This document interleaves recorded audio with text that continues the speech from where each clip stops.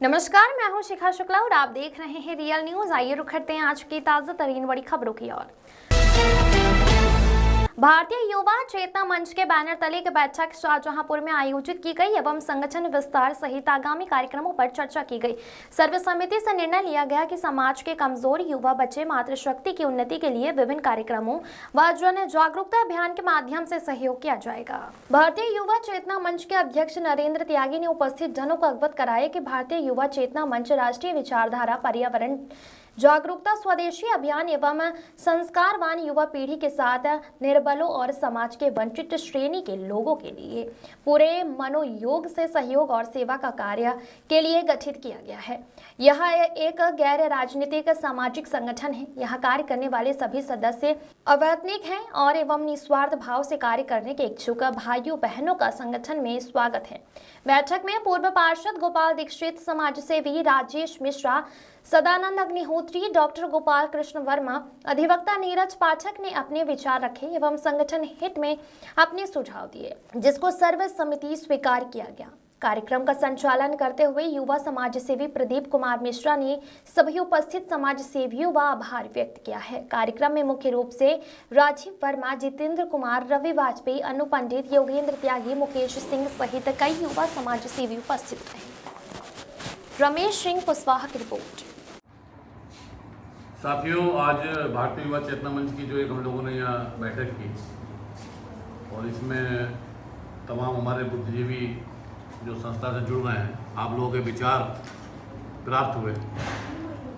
तो जो अपनी संस्था है, इसका उद्देश्य है कि हमारी भारतीय संस्कृति, हमारे जो भारतीय युवा हैं उनके अंदर राष्ट्रवाद की भावना और जो सबसे बड़ी हमारे हिंदू समाज, हमारे सनातन समाज, हमारे भारतीय समाज की पहचान रही है परिवार, उन परिवार का विस्तार। परिवार हमारे संयुक्त परिवार हों। पहले देखिए आप, हमारी भारतीय संस्कृति गुरुकुल की संस्कृति है। यहाँ गुरुकुल होते थे, यहाँ वृद्धाश्रम नहीं होते थे। आज वृद्धाश्रम खुल रहे हैं, गुरुकुल नहीं हो रहे हैं, कॉन्वेंट स्कूल हो रहे हैं। तो जो पाश्चात्य संस्कृति ने हमारा नुकसान किया, उस पर हम लोग कैसे रोकें और कैसे जो पुनः अपने सनातन को स्थापित करें, अपनी भारतीय संस्कृति को स्थापित करें, इस पे विचार। ये एक गैर राजनीतिक संगठन है, बिल्कुल, जिसका किसी राजनीति से या किसी राजनीतिक पार्टी से कोई संबंध नहीं है। और ये गैर वैतनिक संगठन है। यहाँ पे लोग काम करने वाले लोग वो गैर वैतनिक है, किसी को कोई वेतन नहीं मिलता और किसी का कोई चंदा या किसी भी प्रकार का धन जो है वो संगठन द्वारा संग्रह नहीं किया जाएगा। जो संसाधन हमारे हैं उन्हीं के माध्यम से हम लोग सेवा करने का काम करेंगे। जो लोग निस्वार्थ भाव से काम करना चाहते हैं उनका इस संगठन में स्वागत है। वो लोग आएँ, संगठन में जुड़े और निस्वार्थ सेवा भाव से काम करने का काम करें। सभी का स्वागत है। आज जो इसका विस्तार रूप दिया जा रहा है अपने युवा चेतना मंच का ट्रस्ट के रूप में, मतलब संस्था के रूप में, ये संस्था समाज के लिए काम करेगी।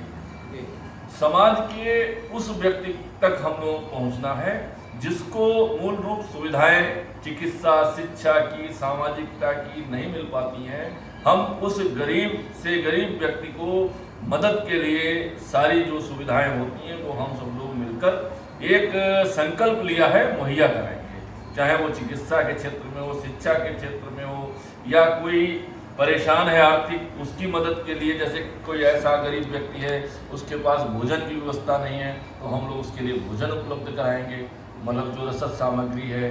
या किसी के पास कपड़े नहीं, किसी के पास चिकित्सा नहीं, किसी का बच्चा पढ़ नहीं पा रहा है या किसी के पास कपड़े नहीं हैं, तो ये सब एक मुहिम रहेगी नरेंद्र त्यागी जी के नेतृत्व में, प्रदीप मिश्रा जी के नेतृत्व में और आप सब लोगों के नेतृत्व में।